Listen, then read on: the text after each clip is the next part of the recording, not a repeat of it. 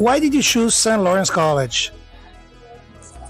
Well, I chose St. Lawrence College because of the program that they are offering. I'm taking business HR. So I chose SLC because it's a relatively smaller town and the cost of living here is actually affordable compared to the cities. Because it offers wide range of variety of facilities, and professors of each and every course is very good as well, and they provide you resources to shape your career, for example, to find your job. Before coming to Canada, I researched a bit about the colleges here and I fell in love with Kingston, which has an amazing historical background. I saw in the internet information about the college, about the city Kingston.